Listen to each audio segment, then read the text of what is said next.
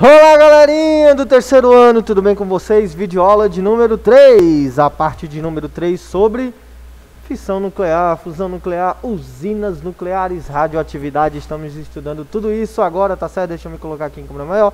Tudo bem com vocês? Então, agora a gente fecha o assunto, tá? Não esqueça de comentar aí embaixo para ganhar o ponto de participação. E sem enrolas, vamos à videoaula, sem enrola. Nessa videoaula de parte de número 3, tá? A gente vai estar estudando sobre o rejeito nuclear e sobre a fusão nuclear. Na parte 1 a gente viu a história, tá, das usinas nucleares. A gente viu também um pouco de introdução às usinas nucleares, tá? A gente viu a fissão nuclear principalmente na videoaula de parte 1. Na videoaula de parte 2, a gente viu como funciona uma usina nuclear, o enriquecimento do urânio e os acidentes nucleares que já aconteceram. Então vamos lá para fechar com o rejeito, o lixo nuclear que sobra das usinas nucleares e a fusão. Vamos entender o rejeito, que é o lixo nuclear. Os acidentes do tipo dos que ocorreram em Chernobyl e Fukushima, como a gente viu na parte 2, eles não são os únicos problemas relacionados à produção de energia elétrica nas usinas nucleares. Tem uma palavrinha errada ali. À medida que a fissão nuclear acontece dentro dos reatores nucleares, são acumuladas dezenas de isótopos radioativos, que diminuem a eficiência da usina. Assim, de tempos em tempos, o combustível nuclear tem que ser trocado. Quando o combustível nuclear não sustenta mais o funcionamento da usina, seu resíduo deve ser descartado, ainda que contenha radioisótopos. Ele é chamado de rejeito nuclear ou lixo atômico. Alguns desses isótopos, eles mantêm atividade intensa de radioatividade e, em questão de dias ou semanas, já não representam perigos. Porém, há outros como o estrôncio 90, o plutônio 238 e o césio 137, que teve um acidente no Brasil também com o lixo atômico do césio 137. A gente vai abordar isso em dezembro, tá? No assunto de medicina nuclear. Eles podem levar de décadas até milhares de anos para atingir níveis seguros de radiação. O que fazer então com esses isótopos radioativos até que eles deixem de ser perigosos? Como que a gente vai armazenar? Onde a gente vai armazenar? Bom, em boa parte das usinas nucleares, eles são simplesmente guardados na própria usina, já que o transporte é perigoso, esperando que se decida até o que fazer com eles. Geralmente, deve-se esperar muito tempo até que a radioatividade emitida por esses resíduos nucleares eles atinjam valores aceitáveis para disposição biológica. O governo dos Estados Unidos, por exemplo, ele tem financiado estudos para o desenvolvimento de um projeto de armazenamento de rejeito nuclear na montanha de Utah, localizada no estado de Nevada.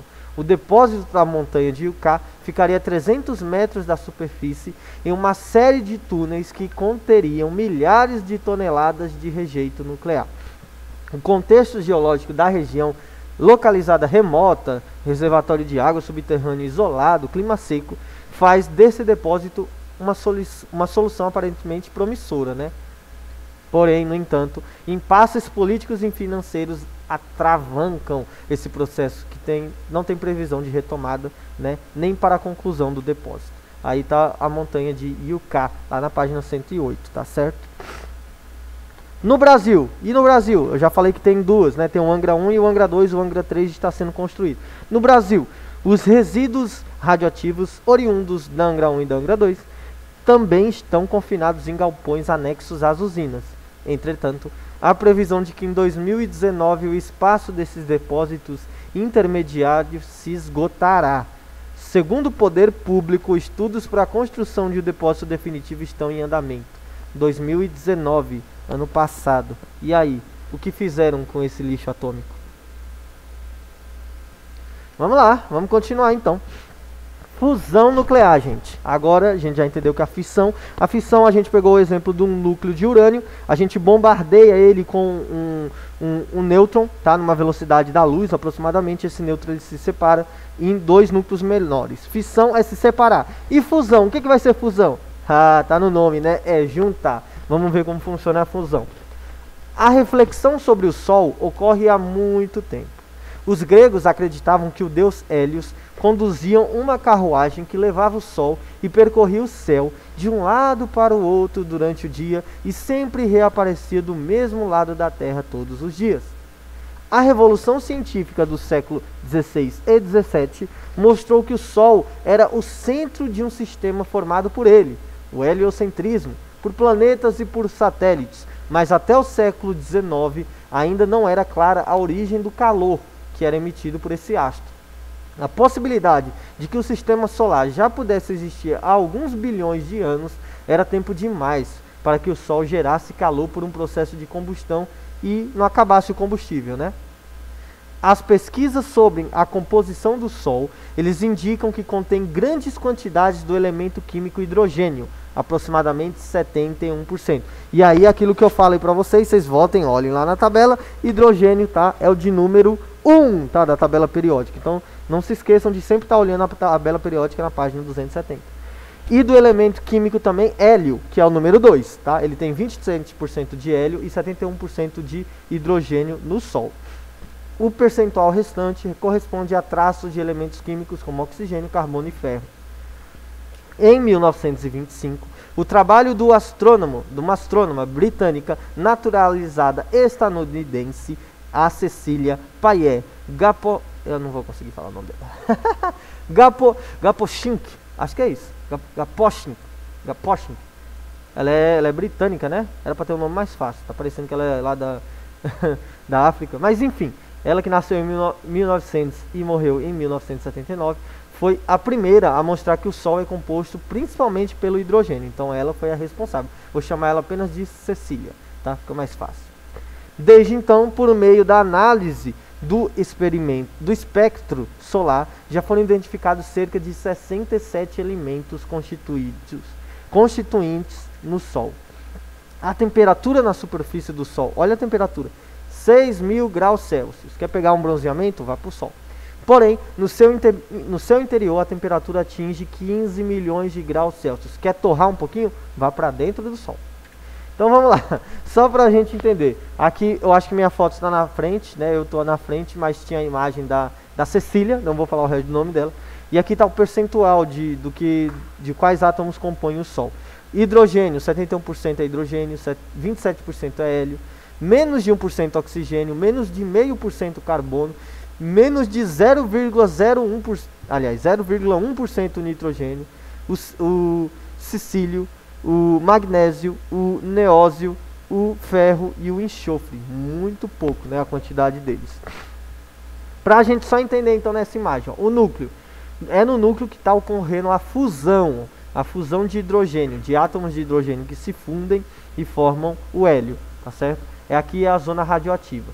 Na 2, aliás, a 2 é onde realmente é a zona radioativa. A 1 é o núcleo. A 2 é a zona radiativa. As temperaturas elas variam de 15 milhões de graus Celsius até 1,5 milhão, tá? Na chamada mais superficial, tá? A zona de convecção, essa de número 3 aqui, ela tem aproximadamente 6.000 graus Celsius na camada mais externa, e a matéria aquecida na zona radiativa se aproxima da superfície do Sol para a liberação de energia. A número 4, que é a camada chamada fotosfera, é dela que vai vir a luz que chega na Terra, tá? Ela tem 5.700 graus Celsius. E a de número 5, que é a exterior, é a cromosfera, tem uma temperatura de 3.600 graus, mas ela volta a aumentar de acordo com as explosões que acontecem e chega até 35.000. Para a gente entender então a fusão nuclear de vez. As colisões entre isótopos de hidrogênio, lembra que eu falei na parte 2 da videoaula, que, por exemplo, a gente tem o urânio 235, 236, urânio 238. No hidrogênio, como ele é o número 1 da tabela periódica, a gente não fala hidrogênio 2, hidrogênio 3, hidrogênio 4. Tem outros nomes. O hidrogênio, tá certo, que tem 2 ali, vai ser o trítio. O hidrogênio que tem 1 vai ser o deutério. São os isótopos do hidrogênio, tá? Então, esses isótopos de hidrogênio, eles existem no interior do Sol e podem levar à fusão de seus núcleos. Quando um bate no outro, eles vão se juntar e vão produzir aqui, ó, o hélio. Além de liberar nêutron, libera um nêutron e também libera a energia. Essa energia ela é muito maior do que a fissão nuclear. Esse processo é chamado de fusão. Então, só para você pensar, se você acha que a radioatividade da fissão nuclear é grande e pode provocar tantas mortes como a gente viu em Chernobyl, imagina a da fusão nuclear. É uma radioatividade enorme que o ser humano tenta controlar até hoje. Pode ser, se a gente conseguir controlar, a nova fonte de energia é quase infinita, porque o Sol existe há bilhões de anos. Se a gente conseguisse controlar a fusão nuclear, a gente teria energia pelo resto da vida. A gente não precisaria mais gastar com petróleo, acabando com a nossa atmosfera. Só seria fusão nuclear, mas é muito difícil de controlar. Isso vocês estarão vendo no texto da página 111 e 112. Vocês vão ler esse texto da página 111 e 112, tá? Esse texto que está embaixo do Sol aqui, ó. Não sei se dá para ver. Aqui de baixo, tá? E vão estar respondendo 3 questõezinhas sobre a fusão nuclear, tá certo? Então vamos lá, continuando aqui para a gente entender. Nela, núcleos atômicos menores, como os de hidrogênio, se juntam produzindo núcleos maiores, como o de hélio. Então o hidrogênio é o número 1, o hélio é o número 2 da tabela periódica, tá certo? Vamos lá. Aqui está a soma para a gente entender mais fácil. Ó, hidrogênio de número 2, tá? Misturado com hidrogênio de número 3, deutério e trítio. Você soma os dois. 2 mais 3 dá 5, né? 4 mais 1 é 5 também, então deu certo. 1 mais 1 é 2. 2 mais 0 é 2, então deu certinho. Esses dois hidrogênios se fundindo formam um hélio. A alta temperatura é necessária para romper a barreira de repulsão dos prótons presentes nos núcleos de hidrogênio. Rompida essa barreira, o processo libera energia. A soma das massas dos reagentes é ligeiramente maior que a massa dos produtos. A diferença de massa é liberada na forma de energia. Estima-se que, no Sol, ocorra a transformação de alguns milhões de toneladas de hidrogênio em hélio a cada segundo. Essa quantidade de energia é distribuída pelo universo. A fração de energia recebida pela Terra é suficiente para manter todo o nosso clima, a nossa manutenção de vida, todo o nosso planeta, né? Observe novamente aquela tabela que eu falei lá de todos os componentes, e você pode perceber que além dos principais componentes hidrogênio e hélio, tem outros elementos. Uma possível explicação para esse fato é que outras reações nucleares ocorrem lá dentro do Sol. No interior de algumas estrelas, as temperaturas atingem milhões de graus Celsius e podem ocorrer reações nucleares como a fusão entre átomos de elementos químicos hidrogênio e hélio, gerando outro elemento químico como o lítio. Então você junta o hidrogênio e o hélio, forma o lítio, tá certo? Aqui está a outra formulazinha. O hidrogênio 1,1 somado com o hélio 4,2 vai formar o lítio, que é o número 5 da tabela periódica. Essas estrelas, elas são muito mais quentes, tem muito mais calor nelas. Os átomos de lítio também, por sua vez, podem reagir com átomos de hidrogênio ou de hélio, originando outros átomos de elementos. E assim vai acontecendo, vão se fundindo, até chegar no níquel, que é o 28. A partir dele, a síntese dos elementos químicos é pouco favorecida. Por quê? Os processos seguintes são extremamente endotérmicos. Como então são produzidos elementos acima do número 27, do níquel? Quando uma estrela já consumiu boa parte dos núcleos de níquel e de outros átomos de elementos químicos de menor número atômico nela existente, ocorre um processo de contração devido à gravidade. E assim a estrela explode na forma de uma supernova. Nesse caso, a temperatura chega a bilhões de graus Celsius, fornecendo a energia necessária para a formação de elementos químicos de números atômicos superiores ao do níquel, que são ejetados para o espaço. Aqui está o exemplo. Eu vou estar em cima da supernova, mas vocês podem ver no livro de vocês, página 108. Aqui tem o nosso Sol, que é a anã amarela. Se ela continuar explodindo, né, dentro de si, tendo fusão, ela vai ficando mais velha. Quando ela ficar mais velha, ela vai atingir aqui a gigante vermelha, que já vai acontecer aqui, ó, tá até aqui embaixo, ó, carbono, oxigênio, tem outros tipos de elementos que vão começar a aparecer. Aí ela vira uma super gigante vermelha, outros elementos mais pesados vão aparecendo, até ela ficar maior e virar uma super gigante vermelha maciça, que já aparece o níquel e o fênio. E depois daqui ela explode e ela vira uma supernova. Veja aí que é só uma poeira galáctica, tá? E aí vão aparecer elementos maiores que o níquel. É nessas condições extremas que a maioria dos elementos químicos que constituem a tabela periódica é sintetizado. Esses elementos químicos podem fazer parte de novas estrelas ricas em hidrogênio, o que explica sua presença nas estrelas que ainda estão na fase de fusão de hidrogênio. Há também a síntese artificial de elementos químicos, feitos em aceleradores de partículas, que se baseiam no processo de fusão nuclear. Os elementos químicos do número atômico de 114 e 116, na tabela periódica, por exemplo, foram criados aqui, sinteticamente, em laboratório, na Terra, tá certo? No caso do livermônio, que é o 116, ele foi formado pela fusão de dois átomos, tá? O cálcio, que é o número 20 na tabela periódica, e o cúrio, que é o número 96 na tabela periódica, sempre pelo número de prótons.